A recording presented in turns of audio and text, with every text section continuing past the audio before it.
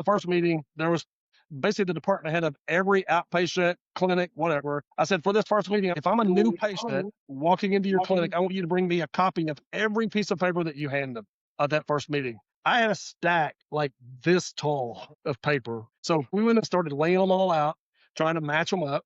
When we got done, I had 4 different consent forms. We only have 1 in the organization, but we had 4 being used.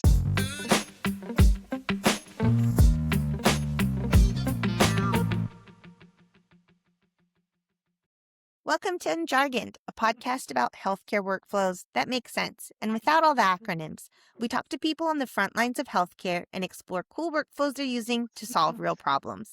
And today, we're joined by Roger Neal, VP and COO at Duncan Regional Hospital, one of the most innovative health systems out there. Recognized by Newsweek as one of the best hospitals, Duncan's known for pairing innovation with really strong culture that puts people first. Our guest has been with Duncan since 2001, leading operations and technology strategy, even earning the hospital recognition as Most Wired year after year. And to top it off, he's been named one of Computer World's top 100 IT leaders. We're excited to talk with Roger about leading change in rural healthcare, building a strong culture, and what really takes to innovate where it matters most. Roger, welcome to the show. Thank you. Thanks for having me. That sounded so cool. I wish it was like that actually in the building. We're psyched. Your background is pretty phenomenal. Do you want to maybe just to start things off, take us back a bit? How did you end up doing what you're doing? Okay, Cirque du Soleil for a minute, because that's gonna be its own special little topic. But kind of take us through how you ended up at Duncan and what's the keeps you getting up every morning to do this really hard job, but it's the most important job. Sure. So, I think as a kid, I always knew I wanted to be in healthcare. I think for a lot of us, there is that little pizza inside where you want to find something to help other people, right? That kind of feels like in your soul that's your calling. And so for me, really, really early on, even though I was, as a kid, I was involved in every sport known to man.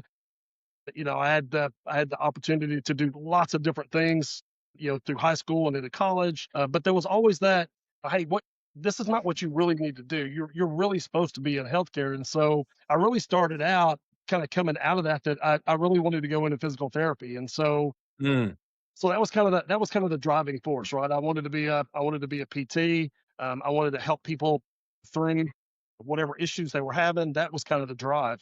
Well, in Oklahoma, there are only 2 PT schools, and each of them, when I went through, 3 years ago when I went through college, they had a cap, Solid. and so every program was capped, and so across the entire state, there were only like 70 spots, and 70 spots, and you've got 700 applicants, every year, but they had a pretty rigorous process to get in. Well, I didn't get in the first time, and so obviously disappointed, like we all are when things don't go exactly right. I decided, well, maybe that's not what I'm supposed to do. Maybe I'm supposed to be a doctor. And so I continued on. I was in a pre-med program at the University of Oklahoma, did, kind of all the way up to the end. And going through that process, my senior year at college, I got involved in kind of the IT side and really through kind of a psychology lab. And so we were doing a huge experiment with the FAA. And so I got to be doing a lot of techie stuff, setting up computers, doing all kinds of stuff. And there was just this process in my brain. I could see things and I could solve problems or see kind of the train wrecks coming as we were doing things. Yeah. I could just see those. And so the technology part of that really just fit. So at that point, I kind of decided, hey, I don't know that even being a doctor is really what I need to do. I think I need to be in operations. And so that is kind of that's how I kind of ping pong through to get to where I am. Is life like it does kind of ping pong me into getting into healthcare IT. And then, once you get into IT, and get started, you literally learn potentially everything about the organization, how the business works. I mean, there are no dark corners, right, that IT doesn't invade in the hospital. So through that, and still with that kind of ability to be able to see hey, this is the picture. How do we solve it and be able to put that together? I was able to kind of move up over the years. I've moved up from IT to director to, VP of multiple crazy things to, the COO role. I've been dying to ask because you keep dropping Cirque du Soleil this, Cirque du Soleil that, and we didn't even get into it. That was my favorite thing we talked about before. So, Roger, you need to do that again. Like, go through how you started there and how your experience impacted your life now in healthcare, because I'm sure a lot of that overlaps. Sure, it does. So, so I was in healthcare. I was out of college, got into healthcare, was in healthcare about 5 years. I started out as really just kind of a PC trainer, Mm. moved up in a really, in another rural facility, moved up kind of into networking, put in the first network, the true network there that we think of today, just because of, the way all of our jobs work. The director of IT there left and I went to another facility. I moved up to the director of IT. At the same time, I thought, if I'm going to do this for a living, I should probably have some kind of IT degree. So I went back and got my master's degree. And once I finished that, there were some changes in the hospital. And so my wife and I were like, well, we've been here 7 years. Maybe we just need to look. And so, we were just out there at the time, Monster. Some of your viewers may not even know what that is, but Oh, I know what that is. it's out there, right? Monster.com. So I got on Monster and started looking around. Well, this job popped up, from Cirque du Soleil, IT director in Las Vegas. And I thought, we read through it. I thought, that'd be really cool. It's Cirque du Soleil. Come on. So I applied and didn't think about it. And so literally 5 months later, I get this phone call. I'm driving home one day and I get this phone call and it's Cirque du Soleil. They're trying to call me to set up an interview. I made it through thousands of candidates and they were down to 10 people they were calling. And I was like, okay. So I pulled over on the side of the road. I had this interview and I get home. I tell my wife, hey, guess who called me on the way home? And, of course we were like, we'll probably never hear from them again. Right. Well, the next week I get another phone call. Hey, we really want to bring you out for an in-person interview. And so I did that. They flew me out. I was there, did an interview, got to see a show. They give me the backstage tour, all the stuff. I thought, man, this is freaking cool, right? And got done. Well, they had 2 more. And so I thought, well, I went from a giant pool to 10 to 3, right? You're like, there's always a chance. So the next day after I got home, they called me and said, hey, we want to offer you the job, but we want to bring our whole family out. And we're going to do. And so they brought my whole family out there, me, my wife, our 2 kids. We flew out there. We were there for 3 days. We went all over the city. They helped us find a house. I mean, it was crazy. And then before we ever, still they had not told me I got the job or offered me the job, right? So we're doing all this. The last day at a dinner, they offered me that job and made the offer. And I called before I got on the plane and accepted the job. So I was the director of it was information systems for them for their resident shows division. And so I had all of their permanent shows. So at the time in Las Vegas, the show at the Beau Rivage in Biloxi, Mississippi. So that's what I started with. And so I got there, of course, totally different culture than healthcare, right? Everything is about innovation, but a lot of it's the same because their culture and their philosophy is really about the people that are sitting in those seats. It's not about the show. Their whole philosophy is for 90 minutes, everybody that buys a ticket to go see one of these shows, for 90 minutes, our job is to make you forget everything that's going on in your life. Just 90 minutes. Let your brain forget that I forgot to pay the mortgage and we got to pick up 2 gallons of milk on the way home and little Joey's sick, and forget all that stuff. For 90 minutes at every show, it's an experience that you can literally leave your body and forget everything else. That was every single meeting that I had at Cirque du Soleil. That was our goal. The technologies that we put in, everything that we designed while I was there, everything that we did all around that one experience for every single person that attends one of those shows, whether they're in one of the Las Vegas, one of the permanent shows, or whether they're seeing a traveling show, the same experience across every single show worldwide. And so as I got into that, the innovative part was really cool. We did some really cool things. We developed some amazing systems while I was there. But the biggest thing I learned from that was the culture, and the culture of we know what our position is, right? We know who we are. We really sell nothing. We are selling an experience. That's all that we sell. So how do we do that, and how do we do it well? And the whole culture was around that. For that 90-minute segment, we're going to be the best we can be. Everything's going to be live. Everything's going to be hand generated, hand colored, hand stitched, all of that, because every one of those little minute details is important to somebody in that audience. And so for, a year and a half, 2 years, that was my world in that company. But every single one of these meetings was all about the experience. It wasn't about how big's the auditorium need to be, what's the network going to look like, how many PCs do we have. It wasn't about cybersecurity. It was always about the experience. How do we Mm. make this experience the best? And so as I came back to healthcare, that's kind of been my mindset from IT to even to operations. It's always about, we can all say that we're patient centered and we can use all the buzzwords and do all the stuff, but every single meeting here, that's what we talk about too. How do we make this better for the patient? Right? We want to make it better for ourselves. Obviously, it is a business. So the more efficient I can get on this side, the better it is, right? We make more money, which for us goes back in to buy more stuff, upgrade equipment, all those things. But it really starts with, how do we make it better for our patients and really make them feel like they're the most important thing that we have going on at every single spot today. And so we've taken kind of that culture and tried to build it into our culture here. Obviously, where it makes sense. It doesn't make sense everywhere, but for the most part, that is our culture, that we're going to go out of our way to take care of you, and because you are part of our family, we're all in this community, and so we're gonna take care of you, and this is how we're gonna do it. So that the whole Cirque du Soleil experience was phenomenal for me and my family, but it gave me it redirected me a little bit from kind of having the business technology about doing these things to, this is really more important. This is really how you need to do it.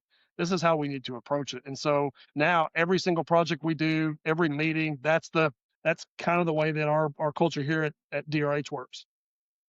So that's so inspiring. So here you are 24 years later, and you're working on so many solutions now that are maybe, you labeling them consumer grade experiences. And I'm just really curious how you think about that world today, because I've heard people coin the phrase patient access in a lot of ways hadn't changed in 20 years. It's still very dependent on a patient, a provider, a schedule, and then a call center. And I'm just curious your point of view now, having been in this thing with Duncan for, 3/4 of your life, your adult life. How do you see the world today, and what excites you about some of the challenges that you think will inform the next 20 years at Duncan? So I think the push right now really is around, kind of the consumer tech, right? And how do we reach, kind of like Angie, said earlier, how do we reach the largest number of people in the shortest amount of time? So when I started at Duncan 24 years ago, I mean, we had 3 servers and barely a network, and it's just kind of how it was. You just kind of did what you did, right? And but as but as everything has evolved over time, we're really into a point now where even in our own organization, I have at least 5 generations of people working here, right? So that generational gap, and as we've all kind of said, hey, you know what, we're gonna live longer and longer and longer, that perspective has changed a lot. So my goal when I first started, when I came to Duncan, our access problem was exactly like you said, right? It was, we got to get a patient in front of a provider, and to do that, we got to get them on a schedule. Well, how do we do it without them calling? I got to call this clinic and that clinic and that clinic. We just want you to call one place, and we should be able to figure out a way to make this work, right? And so we took all that on, trying to make it easier for the patient to have that one-to-one. That's worked for all of us for a number of years. Well, as you fast forward to, let's say 15 years ago, then our organization at the time, like many organizations, 10, 15 years ago, well, now we started taking on other organizations, right? Because now there's this need to, we've got to grow. You can't survive anymore. It's just kind of the local rural community hospital. You have to get bigger. You have to do more things. There's more expectations.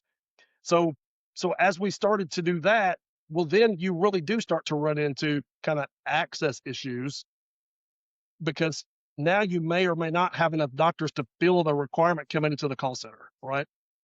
And having people to be able to do that to direct other patients that, hey, I don't have a spot here today at 10, but you could drive on the other side of town and I could get you in at 10:15. Even then, it was very, very difficult to be able to align all those schedules and do all those things. Now you fast forward another, you know, set of years, another decade, and everything is done in your hand, right? We all carry a phone. I mean, our phones are more powerful than most of our computers sitting at home. And so all of our kids, our grandkids, that the next wave of, coming through the process, that's how they want to interact. And so we've had to adjust kind of that patient access message to what's not just being able to have enough physicians and providers to care for the people. Now it's really on the consumer side. Well, how do I give you kind of the, for lack of a better term, the Amazon experience or the Google experience where I know I get up this morning and my kid's sick. I can just click two buttons on my phone and I can dial up a provider to talk to them about a fever, or I can schedule an appointment, or I can change an appointment, or whatever the case may be. So the access, kind of patient access experience now is really what the consumer interprets that is. It's not so much what Mhm. we're trying to do from the back end. Now it's flipped and it's on the other side. The experience is coming at us and we're trying to adapt and build tools that make that experience for the consumer better, easier, faster. Something you mentioned on our call before was that you guys have to compete with all the big dogs as well. So patients are expecting this consumer experience that they're getting everywhere. They're coming miles and miles away from rural places to come see you, but they expect all the bells and whistles that they're seeing everywhere else. And I also imagine even today, people are using ChatGPT to check their symptoms before they even call the doctor's office. That's going to become even crazier as we go forward. So what is that like, trying to make sure that you guys are staying ahead of the game in technology and really serving your patients the right way? Well, I think it's challenging first, right? So as a rural organization, I don't have as many people to work. We, the way that we do things is just usually totally different. Some things for us is real, we can get through them really fast. And so we can do things quicker than the bigger organizations, but sometimes we also have a lot more barriers. So it blocks a lot of things as we're trying to push those things forward. And in the mindset, again, if we flip to the other side, we know from just our own patient experience that a lot of patients really think bigger is better. That's not always the case, right? I mean, for lots of things, there are pockets where things are better. They just are, right? If the MD Andersons and the John Hopkins and the Mayos, and I mean, incredible organizations, and they have some things that nobody else has. But for most of us, 95% of everything that you're going to need you can get at your local community hospital, and you have good physicians right there. You have good technology. You have all the things that you really need are local. But that perception of bigger is better, so I'm gonna drive 70 miles to Oklahoma City, we fight that a lot. And so to combat that, we really try to promote that we're technically more agile or better than the big guys, or at least to a point equal. So we spend a lot of times educating our own communities, which is a big community. We have 6, 8 counties in southwestern Oklahoma that we cover. So we have 300,000 or 400,000 people that we're saying, look, we have all the latest greatest CTs. We can do all the latest nuclear medicine studies. We have a state of the art cancer center where you can get you can be on our linear accelerator and not have to drive 3 hours. We have this technology. And the consumer part of that, though, the things with, hey, I can schedule that on my phone, or I can type, something in and send a text message and get an answer back from my provider. I can have a chat with my provider on my phone. Those things kind of set us apart because for rural communities, a lot of times even though they may go to the city, those technologies are still very difficult because there's always that factor of time. I've got to drive, or I've got to get somebody to drive me, or I've got to figure out a day I'm going to be off because it's 3 hours up there and I'm going to have a 15-minute appointment and it's 3 hours back. That's a whole day. And so we're trying to, at the same time that we're trying to meet that consumer demand, we're trying to build in the technologies that set us apart from the bigger is better, so that when people start to compare us, on quality and all the other things, we're just as good as they are. But it's the ease of when I can get there, how does it fit in my personal schedule? What does all that look? And so we're trying to be ahead of those guys in choosing the technologies that we have to at least give the community the perception that, okay, well, they might be better, but I can get in here faster, because faster is always the need, right? That seems to be all of our mantras, right? The faster, because I have 187 things I need to do in the next hour. So get me in quick, and I'm willing to, even though they might be a little better, I'm willing to go there. So that's how we're kind of trying to straddle kind of two worlds in the technologies that we're implementing and the technologies that we're building out. And with that, do you have like a high level roadmap or strategy that you're targeting next? I know you've done a lot of cool stuff with Luma already, but like what's top of mind for you of like what you can innovate next? I think there's a couple of things. We have 2 hospitals. We have 22 clinics, I think, or something like that now. And then we're still expanding some things. So we have some other opportunities that over the next 6 to 8 months may continue to make us larger. And so one of the things that we're really, really interested in from Luma is right now is kind of the patient queuing. We really like the idea of people being able to, hey, I need to get in and see Dr. Cox, but I send my message in and I can't get in to see Dr. Cox until 2:30. But you know what? We can kind of stack you on a wait list. We can queue you in one of the other clinics. Same thing with our ERs. We're really, really interested in being able to kind of queue people, because we know that everybody worries about that wait time. What's the wait time in the ER? I'm gonna go sit for 3 hours with 75 other sick people that may or may not have what I have in the waiting room. So we really want to be able to kind of work through that to solve just some efficiency problems that we have, especially during some peak times in some of those places. And then really just from a coordination standpoint, be able to have all of that where our clinic managers can see what's happening across multiple clinics, which is really kind of in the Luma platform is really, really nice for them. Even with what we've built now, they like the ability that I can go in and I can kind of see multiple things at one time, because we have 3 clinic managers and all the clinics are divided up between them. So, each one has 5, 6, 7 clinics, and they may be spread out all over the place. And so them to be able to see and set metrics on how fast we want to get people in and how many people can be in the wait queue and those kind of things, those are huge. Those are game-changing things for rural America. And so we're building to that point where we can start to stack in, some of those tech functions now. Hey, Roger, real quick, I have a question on your question. So combining what you had shared with a lot of the bigger health systems and brand,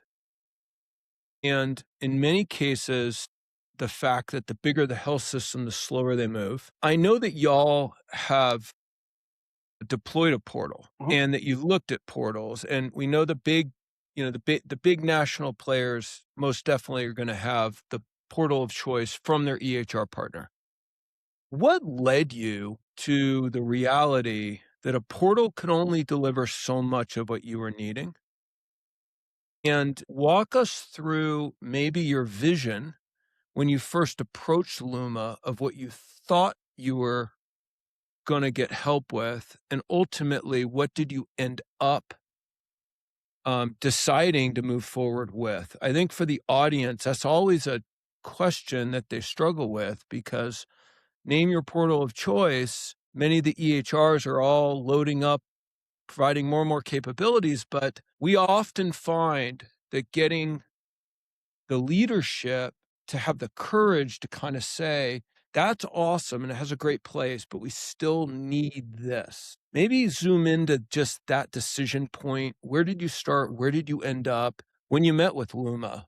I think that would be interesting to hear about. Sure. So we're not unique in the whole portal scenario, right? So we have our EHR vendor portal, and we've had that for ever since it was required that we have one. But even then, when we first kind of started the portal journey, we knew that there were going to be some fairly significant challenges to making that work, right? So it doesn't matter whose portal you have, right? And I'm not going to say one's better than the other because really, at the grand scheme, they're all exactly the same. They Mhm. all work the same. They basically all have the same functions. It just kind of is what it is, right? And they do have a place, right? So as we've evolved over the last, you know, 10, 15 years with portals, they do have a place that is, that's nice and secure for patients to be able to go pick up my latest lab results or get a copy of my report or whatever. But to log in from a consumer, again, from the consumer side to say, hey, you know what? I'm going to try to do everything I can. I'm going to offer up and I'm going to send out all of your appointment reminders from my portal. You have to go to the portal every time. You have to log in. I have to go through the two-factor thing. I got to do all this work to get in, and then I've got to be able to schedule my appointment. Well, none of the portals really work well from that standpoint because typically what happens is I go in as a patient, I schedule an appointment in the portal, well, it goes to somebody's inbox or it goes to a scheduling queue and it sits there for however long till somebody checks their email. It's not instantaneous, right? And so as we work through, over the last decade, cleaning up our EHRs, making those better, trying to figure out where this portal fits. How do we do all these things? We came to the realization that, hey, you know what? Our portal strategy is kind of done. It just kind of is where it is. I'm not going to rely on that anymore to really use that as a consumer engagement tool because it's just not. As much as anybody wants to try it, it's just not. And so we kind of stepped out of the box and said, you know what? This is a good place, right, to have the portal for people to be able to go pick up their own information. So we're not bombarding medical records or the clinics or whatever the case, but we need a different strategy from the standpoint of true engagement and how do we interact and we do some of these other things faster, cleaner, better that we know we're never going to get to in the portal. And I know never is a really strong word, but I believe it's probably never going to happen in my lifetime. So Mm. we really need to step out and try to do some other things. We tried several apps that integrated with our portal. So, on iPhone and Android, and they kind of have a place too, but it doesn't really do the same things. So we went from the portal to the portal in the app, and we tried that for a while. We tried to create our own at one point to try to speed some things up. Well, we're not software designers, Mhm. so we've kind of always been looking for what does this really look like, and and then that's where Luma came in. And so our first meeting with Luma was basically, hey, tell me the platform, and I don't want to know all the stuff that everybody else does. Tell me why you're different and how you can help me reach out to this massive population that's spread out over hundreds of miles, and how can your technology help me engage with those people in their palm? That's what I want. How does it work here? Not having to log on, having to remember 37 passwords. I want it to go here where I can just do it like this. And I think it caught the team a little off guard, but it was okay. They recovered, Dave. They did great. And so they skipped a bunch of stuff and said, okay, we're not going to really talk about appointment reminders and let's go to this. And so our first meeting was really about the meat of how do you help me solve these problems? Because if you're just going to walk in and tell me I've got all these things, dude, I got 7 vendors back there right now that can do those things. I don't need another one. I need somebody that can help me do these things. After a couple discussions, really it was Luma's like, hey, they have some really cool stuff. They can really help us on this front, and we can take this front and integrate it with the other stuff that we have. Man, that's the big time. You know, we've hit it big, and so that's really what focused us going down that road.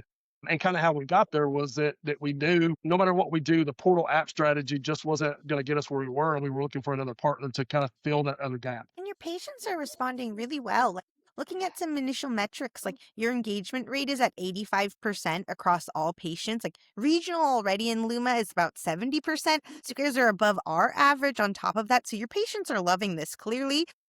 And then overall, too, we're seeing like your no-show rate drop over time, quarter over quarter. So I think overall, like all the community initiatives that you guys are doing to educate your community and bring them in and like show them that you're ready to play ball, I feel like is really resonating well. Like your numbers speak for themselves. So that's very exciting to see. Right. It is, and we hear that from the community. I mean, Mm. we have people that tell us all the time, "Hey, that new text thing that you guys do, that's awesome." I mean, I mean, I can't make my my CT exam today, so I mean, yeah, I can reschedule it right there. I mean, the reminders that we have going to everybody's phone. I mean, it's easy. People are used to doing that through, every survey that we all get on our phone. I mean, whatever Yeah. they're used to that, right? And so, I mean, literally, I can sit at dinner and schedule talk to my kids and reschedule their, wellness check for Friday because they just tell me that, oh, well, Friday we're going on a field trip. Okay, well, I can take care of it. That was not possible before without several phone calls or logging in or, doing a bunch of other stuff. That's so exciting.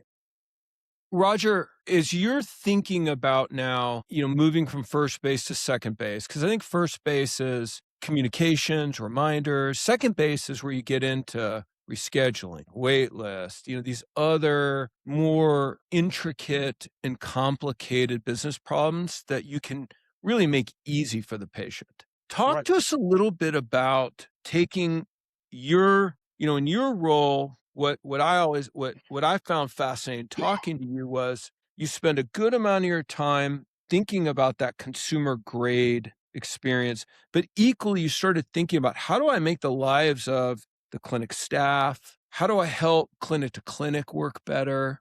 I know that you have now started going down a path of looking at how AI can support some of that, whether it's all the document management that is going through your hospitals and the clinics. Maybe we can start there and just tell us a little bit about how you're thinking about addressing faxes.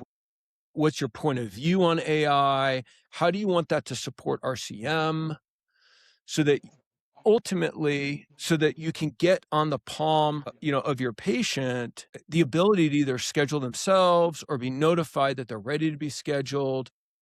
How are you thinking about innovating that fax paper thing into a scheduling event? For us, that really started with, a really simple example that we have all 100% experienced, right? And I actually experienced it, in our own system with my father-in-law. I had to go take him to an appointment, right? So, okay, we go get him. I go to the appointment when he walks in, and what happens at every single exam, right? You go in, you check in, and they hand you at the first of every year, they hand you this giant packet of stuff that you need to update. You know, 19 pages of paper that I got to go through and sit. And I'm with my father-in-law. He doesn't remember half the stuff that's in there. I'm trying to make phone calls. I'm trying to figure it all out, right?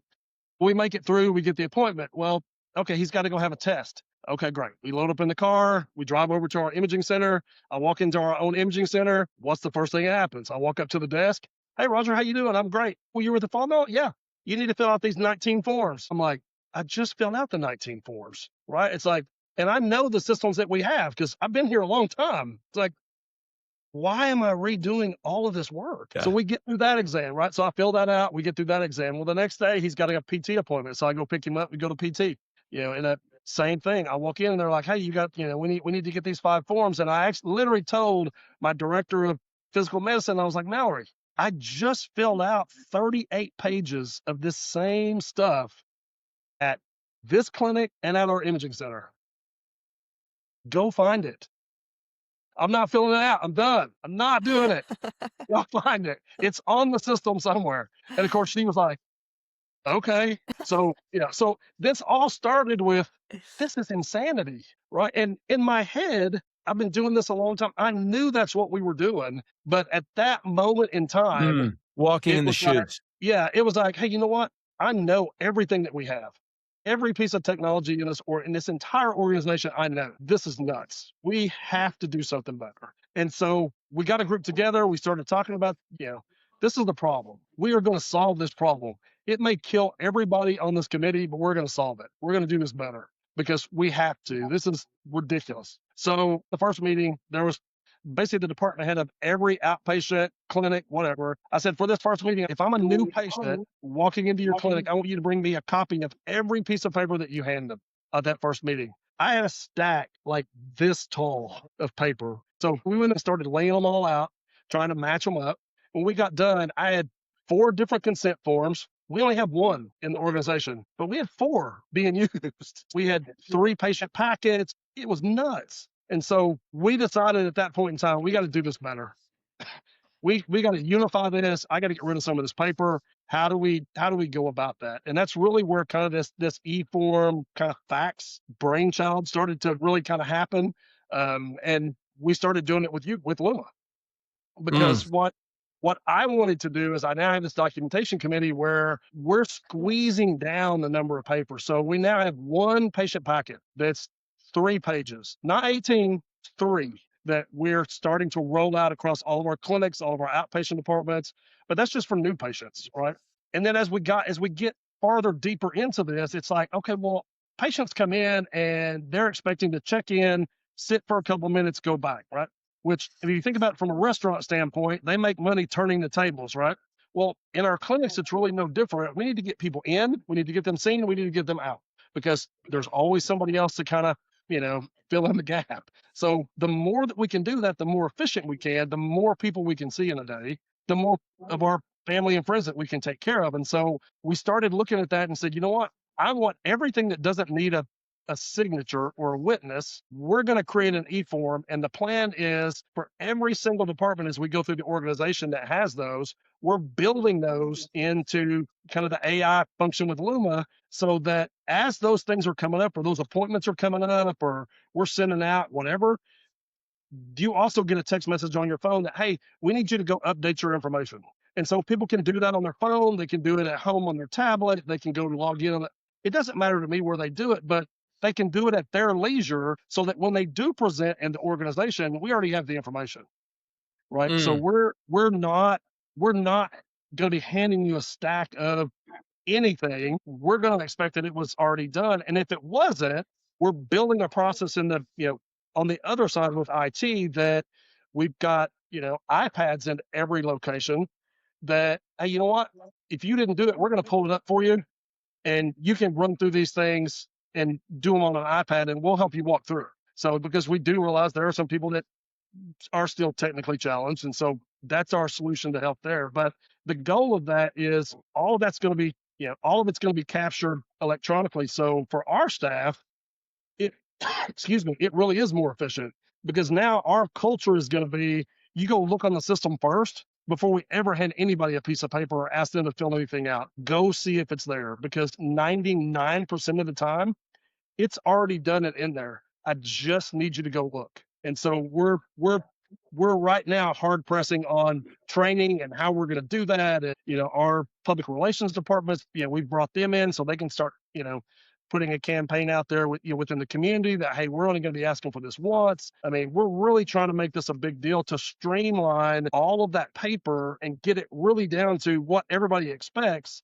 Well, if I schedule an appointment and I give you all the information once, I should be done. My information's not going to change, right? Like, unless I move or something.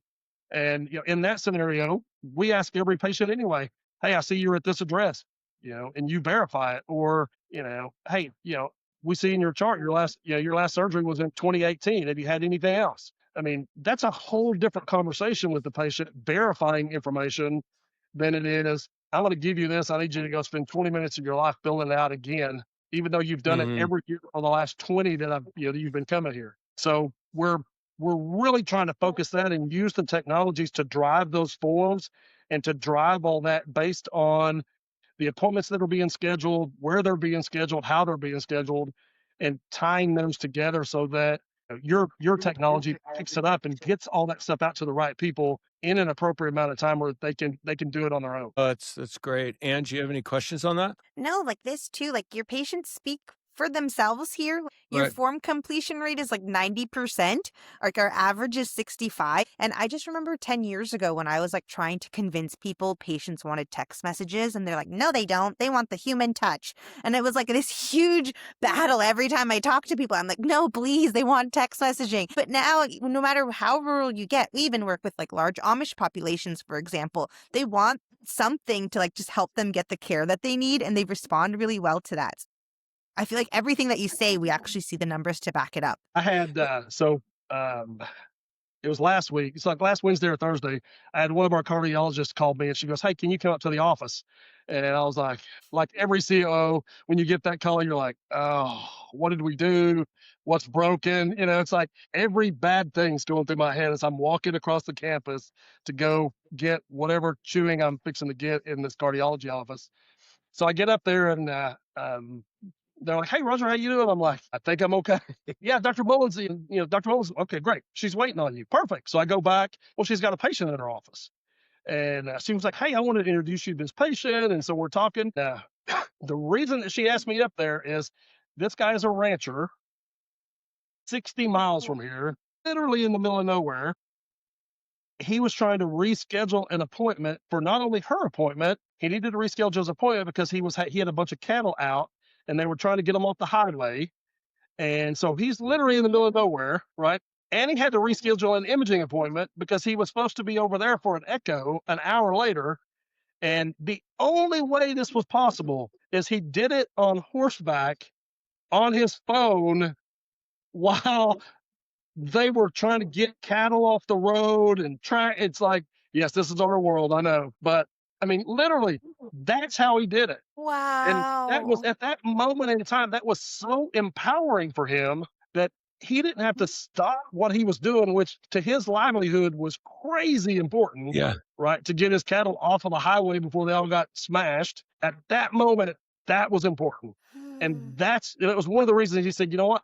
I won't ever go anywhere else because of that. I will always remember that. That's big. Those are the things that that we need to be doing with technology in healthcare now. We need to figure out solutions to those kind of problems because those are the problems that matter. Roger, you were part of there was like 50 of us that did the, build your own agentic, Mhm. voice solution. I'm just really curious after that experience with us, knowing how much priority you put on the story you just told. How do you think a solution like a navigator or a voice agentic AI solution will be embraced? How do you think it'll be used? What gets you excited about being able to hang that off of just another omni-channel opportunity for you to meet your patients where they're at? After we did that exercise, which I thought was amazing, that was pretty awesome. Um, I was really trying to think, well, how is this going to fit in and where's it going to fit in? First off, Mhm. I think it's going to be accepted really, really well. Unlike some of the other things that are out there, even in the demo model that we were all building our bots in, um, you couldn't tell it wasn't a real person, right? You couldn't tell that it wasn't somebody that worked here. All the prompts that I put in, were really how we would have relayed that in Southern Oklahoma. So I think it's going to be received very, very well. And from our standpoint, I mean, I think as it goes forward, we're planning on using it for things like callback surveys, right? Or, Mhm. hey, Mr. Neal, we see you were in the ER yesterday. We just wanted to call and check and see how you're doing today, right? And have that go somewhere. So we're really, really excited about multiple ways to use that from, using it to, if somebody's calling in, I don't really know where I need to go. I just want to know this answer. Great. Let's figure that out. You can call in. It feels like you're having a human interaction, which is always, that human touch that we always want.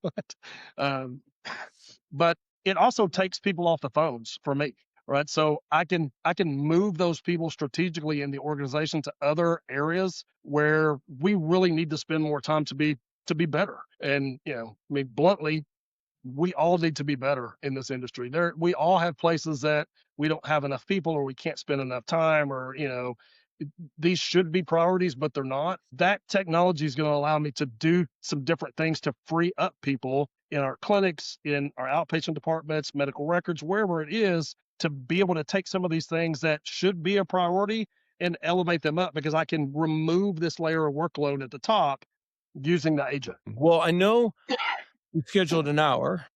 Let's finish with rapid fire. Okay. Okay. Pretty simple. If you got to teleport anywhere for dinner tonight, now that you have all this aura, okay, Where are you going? Dude, there is there is a little like street side sushi vendor in Tokyo that I've gone to 3 times. Every trip I've made there, I always make sure to go by there, and it is the most fabulous sushi on the planet. And it is literally just a guy kind of in Shibuya Station, which busiest intersection in the world. He is literally like in a part of an alley with a cart, and what it is incredible. I am going every time I'm going there. I mean, we have more questions, but that's aura. Okay. Dave loves to drop words his boys teach him, so let's Hey. give him the opportunity to do so. Nice. And I think your team would be really excited to hear the answers to these questions. Yes. What would your walk-up song at a healthcare conference be? It would probably be the Be Crazy Train by I just went blank. So, but yeah, Crazy Train. And if the Duncan team had a mascot, what would it be? It would 100% be a wolf because they're Yes. they're loyal, they're fierce, and they only do teamwork. That's the only way they win is by teamwork. Loves Love a it. wolf. Yes. I Last love. question. Yeah. Oh, go ahead, Dave. I would just say lions are also good. Same concept. And then last question, I already know the answer to this. Your favorite show to binge watch? No, besides Stranger wow. Things. Stranger Things is also, I would binge watch that all the time. So I'm gonna geek out here a little bit. So probably anything Star Trek or Star Wars. Star Trek is just like ever since I was a kid, I love every one of those shows. So it doesn't matter. I will just turn it on and watch it for hours. Well, as the Ewoks kind of move off the screen, okay, we'll let you get back to your day, Roger. This is amazing. I mean, you are a treasure, no joke. I knew, man. I knew after sitting with you that you'd be just a great person to have for the community. So thank you for everything you're doing, Thank you. it's such a rich opportunity for everybody else, and I hope you'll be open to talking to us again down the road. Hey, I would love to anytime. I appreciate the time, and next time I'll remember to dress up. So yeah, I'm gonna send you one of these Luma sweatshirts. send me a Luma sweatshirt. I will wear it. That was a burn. I got you. You're the man, Hey, Dave. I'm on brand. I like it. Okay. Hey, Be well, thank Roger. Be you. well. Thank you guys. Appreciate it. Okay. Bye, guys. Take care, Roger.